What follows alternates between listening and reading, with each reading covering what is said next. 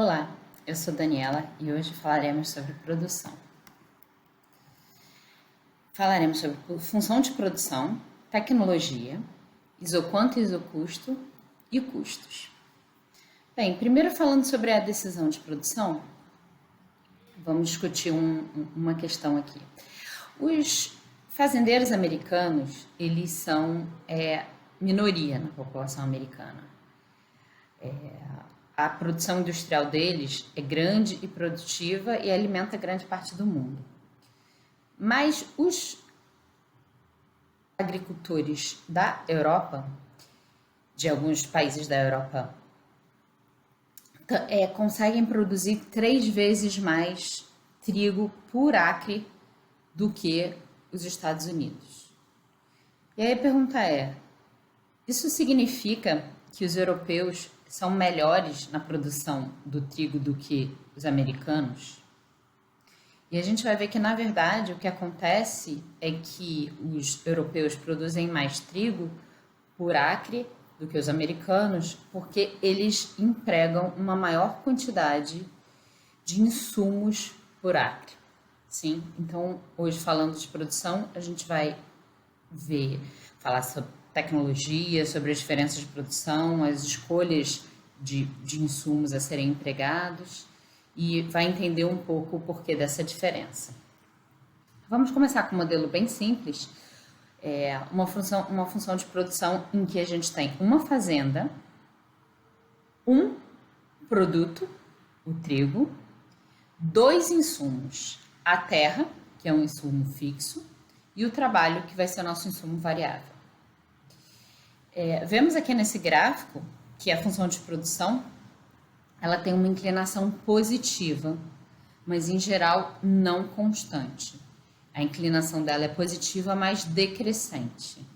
Ela decresce à medida que o insumo, o trabalho, vai aumentando, lembrando que aqui eu estou considerando que o meu insumo terra é fixo. Então, no meu gráfico, para uma dada quantidade de terra que está fixa, eu estou avaliando aqui como a produção de trigo aumenta à medida que eu vou aumentando a quantidade de trabalho. Sim, essa minha função de produção representa isso. Para uma quantidade fixa de terra, como a produção aumenta à medida que eu vou aumentando o trabalho. E o que a gente vê, como eu falei, que é uma relação positiva, inclinação positiva, mais decrescente. Por que é decrescente? A inclinação da minha função de produção num ponto é o produto marginal do insumo, aqui no caso o trabalho. E o produto marginal do trabalho, então, é o quanto aumenta a quantidade de produto à medida que a gente aumenta o trabalho. Então, o produto marginal é a razão entre a variação da quantidade e a variação do insumo, aqui nesse caso, trabalho. Sim? E então o que a gente sabe é que o produto marginal do trabalho é decrescente. Então, quanto maior a quantidade de trabalho, a contribuição marginal desse trabalho na produção vai decrescer à medida que ele vai aumentando. Tá? E a gente pode perceber, então, por exemplo, que se você, imaginando nesse exemplo bem simples, né, de uma fazenda, você tem, vamos começar, por exemplo, com 2 trabalhadores trabalhando nessa terra. É muito provável que ao colocar um terceiro trabalhador, eu melhore a minha produção a uma determinada taxa, porque agora eu tenho mais uma pessoa trabalhando. À medida que eu vou botando o 4º, 5º, 6º trabalhador, levando em conta que a terra está fixa, a gente percebe que cada trabalhador adicional não vai conseguir melhorar a produção ou aumentar a produção como o primeiro trabalhador adicional aumentou. Sim? Por isso a gente tem então que o produto marginal do trabalho é decrescente. À medida que a gente vai aumentando mais insumo, e essa contribuição marginal ela continua sendo positiva, tá? Então o produto vai aumentar cada vez que aumenta o insumo, mas vai aumentar para uma quantidade maior do que tinha aumentado o insumo marginal anterior. Sim? que acontece se a gente muda o outro insumo, o insumo fixo aqui no caso do nosso exemplo, a terra? O que acontece se a gente mudar a terra é um deslocamento dessa função de produção. Não vai ser um deslocamento totalmente paralelo, vocês podem perceber pelo gráfico que no começo, para uma quantidade menor de trabalho, o aumento na produção não vai ser tão maior quando eu dobro a minha terra, por exemplo, se eu compro a quantidade dobrada de acres. Mas à medida que eu vou aumentando o número de trabalhadores, esse aumento do produto com a terra dobrada vai ser maior. Então aqui eu representei a função de produção antes e depois do aumento e o produto marginal do trabalho antes e depois do aumento. Sim? Tecnologia, propriedade da tecnologia. A gente vai considerar nesse nosso modelo, né, de produção que a tecnologia ela é monotônica e convexa. O que é ser monotônica? Ser monotônica significa que se a quantidade de insumo aumenta, o produto não pode decrescer. Então, na pior das hipóteses, com um aumento de insumo, a gente produz o mesmo que a gente conseguia produzir antes do aumento. Na pior das hipóteses. Possivelmente esse produto vai aumentar, mas na pior das hipóteses ele fica igual. Ele nunca vai decrescer com o aumento do insumo, tá? É possível haver tecnologias em que um aumento do insumo reduz a quantidade produzida? Sim, é possível. Mas aqui a gente vai considerar funções de produção em que isso não acontece, em que a nossa tecnologia ela é monotônica. A segunda característica que a gente vai considerar é que a nossa tecnologia vai ser convexa. O que isso significa? Que se a gente tem duas maneiras de produzir uma determinada quantidade de produto, então Y unidades de produto, se a gente escolher uma tecnologia que é a média ponderada dessas duas tecnologias, a gente vai conseguir pelo menos produzir as mesmas Y unidades de produto. Pode ser que a gente consiga produzir mais, mas na pior das hipóteses a gente consegue produzir a mesma quantidade de produto que a gente conseguia produzir com uma das duas tecnologias individualmente, sem essa combinação entre elas. Tá? Então vamos falar agora de isoquantas. Aqui eu desenhei 3 gráficos, tá? Eu considerei que nós temos 2 insumos, que eu chamei de X1 e X2. E 3 formatos diferentes de isoquanta. No primeiro gráfico a gente tem isoquantas no formato Cobb-Douglas. No gráfico do meio a gente tem isoquantas em que os insumos são substitutos perfeitos. E no terceiro gráfico a gente tem isoquanta em que os insumos são complementares perfeitos. Lembrando que agora a gente está falando de produção. Então, quando eu estou falando aqui de substitutos e complementares, eu estou falando de insumos que vão ser substitutos na produção e insumos que vão ser complementares na produção. Eu não estou falando de produtos que vão ser substitutos no consumo, como a gente estava falando na nossa aula sobre consumo. Então, aqui a gente está olhando para o lado da produção. A gente está olhando só a produção, a gente está se esquecendo aqui, por enquanto, da questão do consumidor. A gente está olhando o outro lado, o lado do produtor.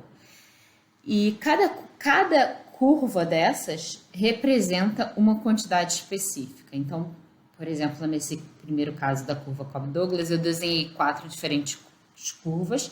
Lembrando que de forma análoga a gente tem infinitas curvas, eu desenhei 4 delas, mas assim, o nosso mapa aqui de isoquantas é um mapa contínuo.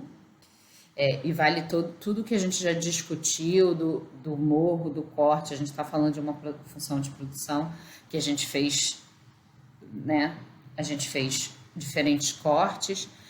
Cada corte desse tem uma altura na minha função de produção, então cada corte desse representa uma mesma quantidade produzida com diferentes combinações de insumo, tá? Então, para cada curva vermelha eu vejo diferentes quantidades do insumo X1 e X2 que produzem uma mesma quantidade de produto, tá? Vale o mesmo para as curvas, para as outras 2 curvas. Então, eu tenho cortes na minha função de produção em que cada contorno do meu morro de produção, nesse caso, vai ser uma isoquanta.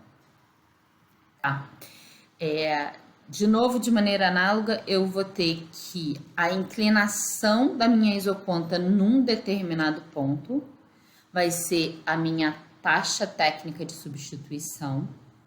Então, a taxa técnica de substituição é o oposto da razão entre os produtos marginais dos meus dois insumos, né? E essa aqui que eu representei na equação, que é a minha taxa de técnica de substituição do do insumo 1. Então, é o quanto eu vou querer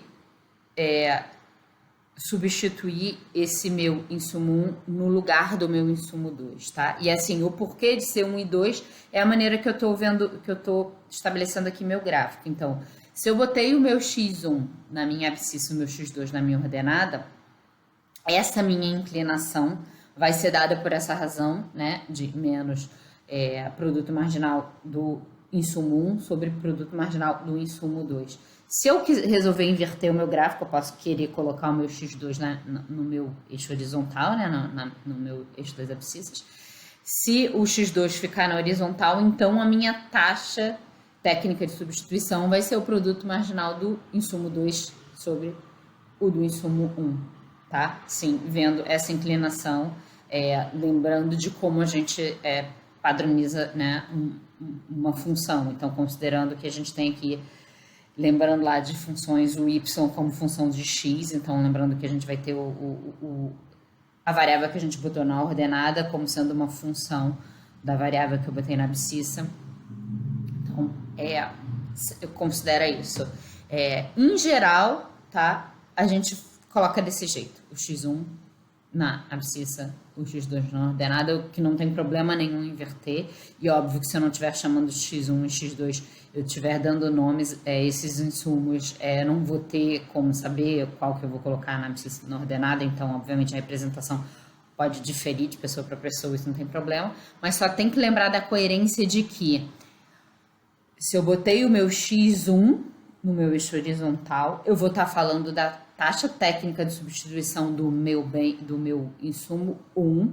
Então, eu vou estar falando o quanto eu vou substituir o meu insumo 1 no lugar do meu insumo 2, né? Então, quanto eu estou tirando de insumo 2 para substituí-lo pelo insumo 1. E, então, a minha razão vai ser produto marginal do 1 sobre o 2. É só isso que precisa ter coerência se eu for inverter, lembrar de inverter tudo. Então, o meu produtor aqui, ele vai minimizar custo. O que significa? Ele vai ter diferentes tecnologias de produção que produzem uma mesma quantidade de produto. E o problema da firma aqui, dentro desse modelo que a gente está vendo, vai ser de minimizar esse custo para uma determinada quantidade de produto. Então, o que a gente vai ver hoje o produtor vai escolher uma determinada quantidade de produto que ele quer produzir e, para isso, ele vai escolher a tecnologia que minimiza esse custo de produção. Tá? Para isso, então, a gente vai ver a nossa isocusto, que tem uma equação bem análoga à nossa restrição orçamentária, que a gente viu quando falou de consumidor. Então, a gente tem aqui que o preço do insumo 1 vezes a quantidade do insumo 1 mais o preço do insumo 2 vezes a quantidade do insumo 2 vai ser igual a um C, que é um determinado custo. Sim? Rearrumando essa minha equação, colocando o x2 em evidência, então eu tenho que x2 é igual a C sobre W2 menos W1 sobre W2 vezes x1, em que C sobre W2 vai ser o intercepto dessa minha curva, e menos W1 sobre W2 vai ser a inclinação da minha curva. E de novo, lembrando que eu coloquei o x2 em evidência, porque eu coloquei o meu x2 no eixo vertical. Sim? Então, estou fazendo assim, estou fazendo o meu x2 como uma função do x1. E aí eu tenho que o meu intercepto, e aqui quando eu falo intercepto, eu estou falando do intercepto no eixo vertical, é C sobre W2, e a minha inclinação vai ser menos 1 sobre menos W1 sobre W2.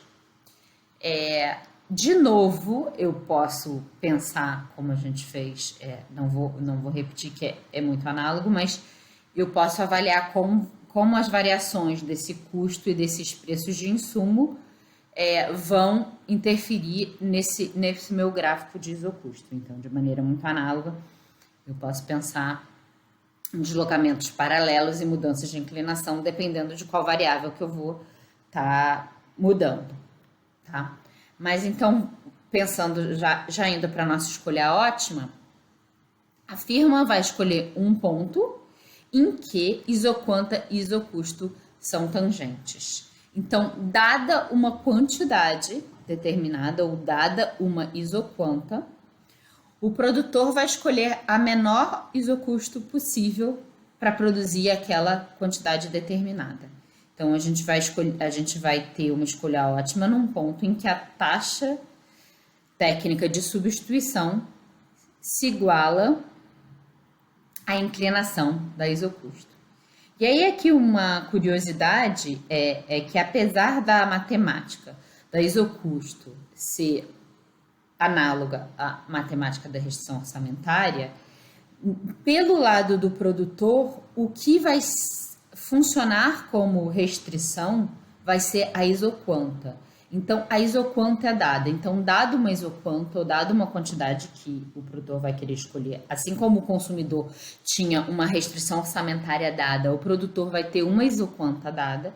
E aí, então, o produtor vai escolher a menor isocusto possível, assim como o consumidor escolhia a maior curva de indiferença possível. Então, o consumidor queria a curva de indiferença que estivesse mais afastada da origem. Aqui, o produtor vai escolher a isocusto que estiver mais próxima da origem, ou a menor possível, porque ele quer produzir com o menor custo possível. Então, ele vai escolher a tecnologia, ou seja, a combinação de insumos que dá o menor custo possível. Então, ele vai escolher a isocusto menor possível, a isoconta está dada, então a escolha ótima dele é quando ele escolhe um ponto da isocusto que está tangenciando essa isoconta dada para ele, né, como restrição aqui, que é a quantidade que ele vai desejar produzir. Sim?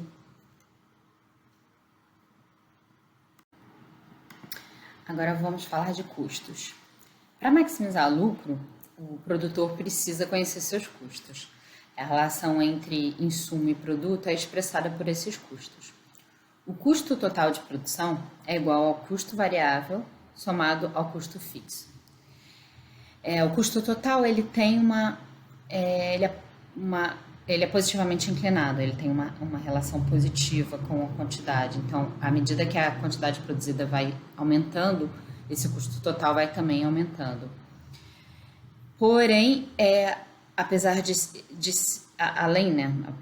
além de ser positivamente inclinado, ele é crescente. Isso por conta dos retornos decrescentes da variável, do insumo variável.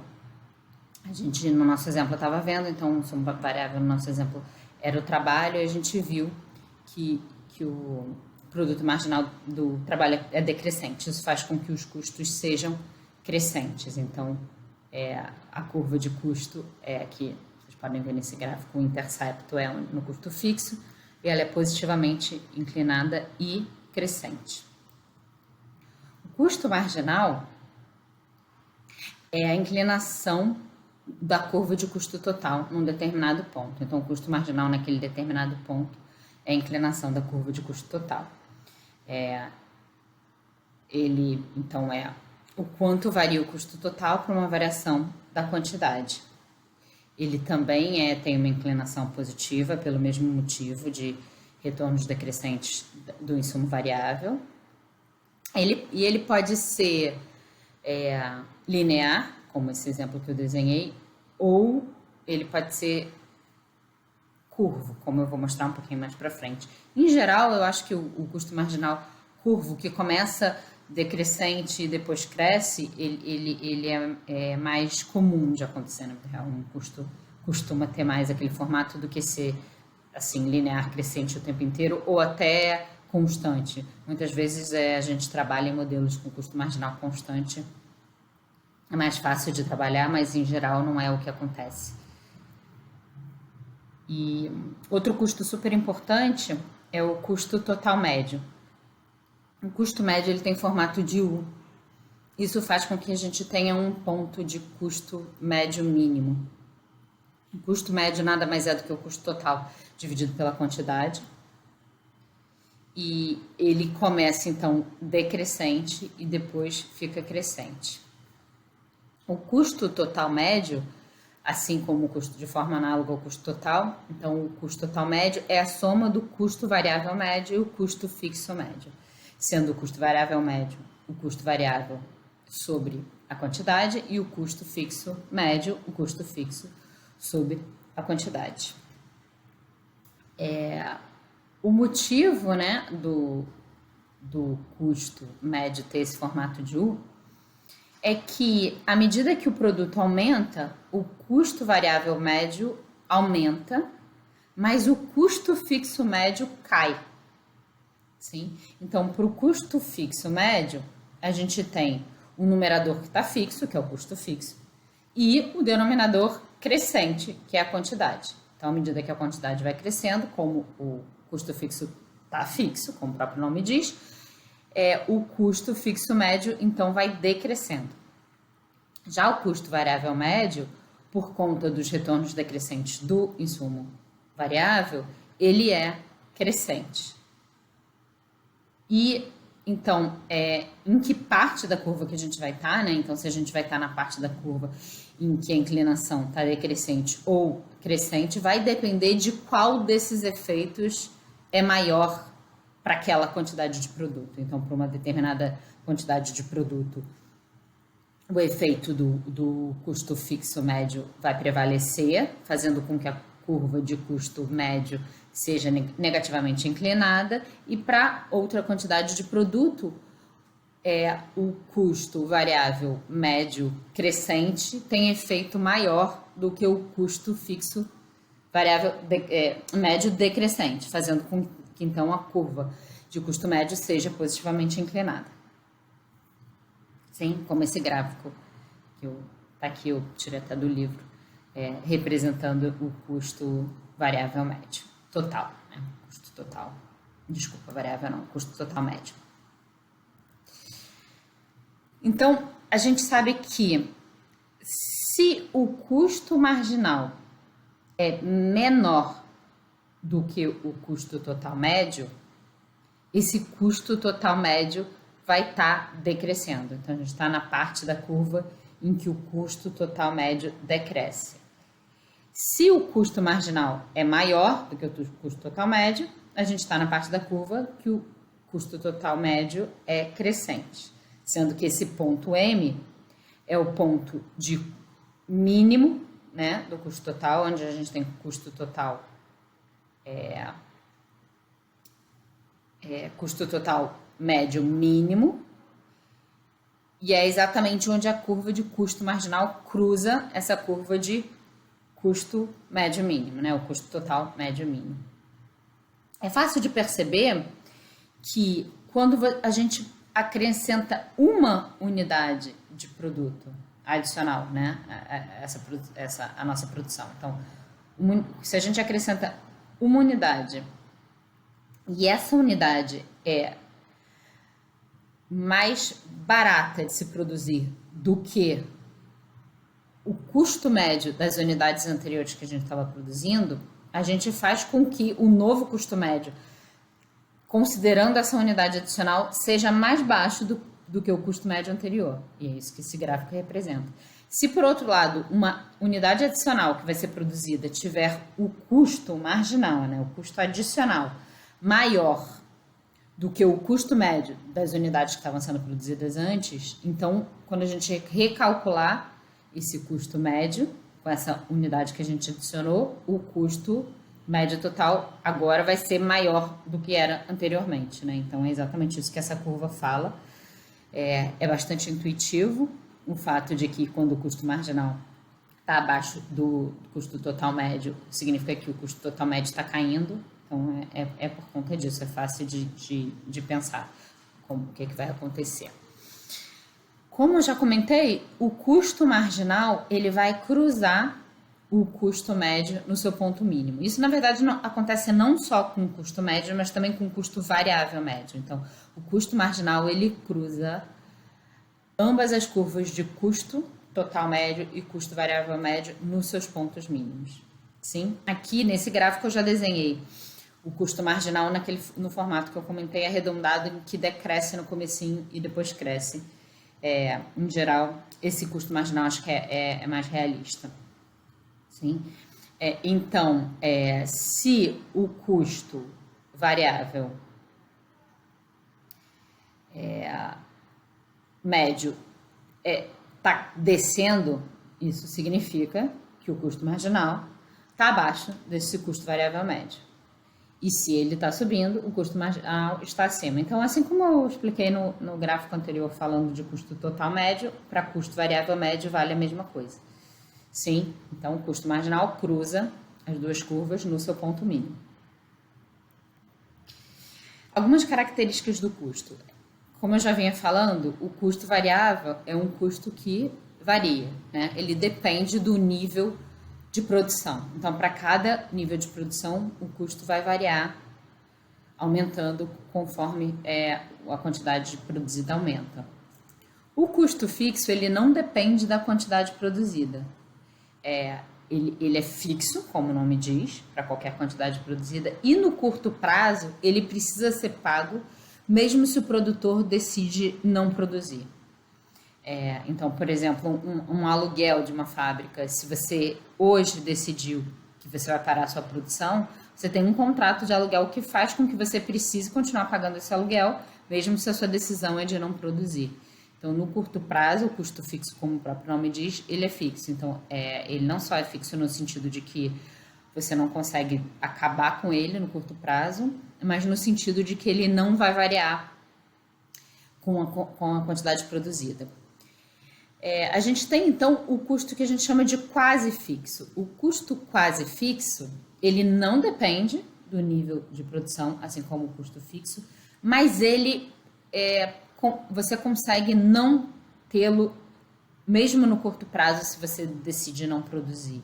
Então, é um custo que você só paga se você decide produzir, mesmo no curto prazo. Então, se você decide que não vai produzir, você não tem esse custo. Se você decide produzir qualquer quantidade diferente de zero, você tem esse custo, e esse custo é fixo para qualquer quantidade produzida. Tá? Ele não varia com o aumento do produto. E temos um quarto tipo de custo, que é o chamado sunk cost, que em português seria custos afundados, em geral a gente usa o mesmo termo em inglês. Os sunk costs são custos que já ocorreram e que não podem ser recuperados. Então, tem a ver com decisões de produção em que esse custo já foi feito e não tem como voltar atrás. Se você muda a sua decisão de produção, o custo já foi feito de qualquer maneira, não tem como ser revertido. Se por um lado, no curto prazo, o custo fixo ele tem que ser pago, mesmo se o produtor decide não produzir, no longo prazo ele pode mudar. Então, se um produtor decide fechar, ele consegue no longo prazo parar de pagar esses custos fixos. Por outro lado, se ele quer aumentar muito a sua produção, ele pode querer comprar ou alugar outro espaço, ele pode querer comprar mais terra, no nosso exemplo de terra e trabalho. Então, no longo prazo, esse custo fixo ele também vai ser escolhido. Ele não é, então, assim, tão fixo nesse sentido. Esse gráfico mostra essa diferença entre um custo de curto prazo e de longo prazo. Então, as curvas azuis são 3 diferentes custos totais médios para decisões de produção diferentes. Sim? E a curva vermelha, que é o envoltório desses diretos de vários custos, que na verdade não são só 3, né? Que tem 3 representados, mas você tem infinitas curvas aqui no meio, e esse envoltório, então, seria o nosso custo total médio de longo prazo. Seria como escolher essas diferentes tecnologias, né? Esses diferentes custos fixos, sabendo que o produtor vai querer sempre minimizar, né? Então, assim, vocês percebam que essa curva vermelha, ela ela como envoltório das outras curvas, ela sempre pega o ponto em que, para aquela quantidade produzida, então aqui marquei 3, 6 e 9, foi escolhido a menor opção de custo, né? Então, foi escolhida a menor opção de custo para cada quantidade de produto. Nesse comecinho, no começo da curva, a gente tem retornos crescentes de escala, sim? Então, à medida que o produto vai aumentando, esse meu custo total médio de longo prazo, ele é decrescente. No meio, eu tenho um intervalo de produto em que o meu retorno de escala ele é constante. E depois eu tenho retornos de escalas decrescentes para o meu custo médio total de longo prazo. Sim? Então, se o produtor está produzindo e ele percebe que aquele custo fixo está inadequado para a escolha de produção dele, ou porque ele está numa curva maior ou menor do que ele queria estar, no longo prazo isso pode ser ajustado. Então, ele tem como se desfazer de alguns custos fixos ou aumentar os seus custos fixos, né? Comprando mais terra ou alugando um novo espaço. Então, acertando, né, essa escolha de custo fixo e de tecnologia, de produção. Falando então um pouquinho mais dessa questão dos retornos de escalas que eu citei, os retornos de escala que definem então esse formato, né, do custo total médio, né, da curva de custo total médio. Como eu já disse, quando os retornos de escala são crescentes, o custo médio de longo prazo cai conforme o produto aumenta. Se os retornos são constantes, quando o custo médio de longo prazo fica constante à medida que o produto aumenta, e os retornos de escala são decrescentes quando o custo médio de longo prazo aumenta à medida que o produto aumenta. Sim? E o que determina esses retornos de escala é então a tecnologia de produção. Então, se a gente sabe a nossa tecnologia de produção, a gente tem como saber se esses retornos são crescentes, decrescentes ou constantes. Sim? Por hoje é só.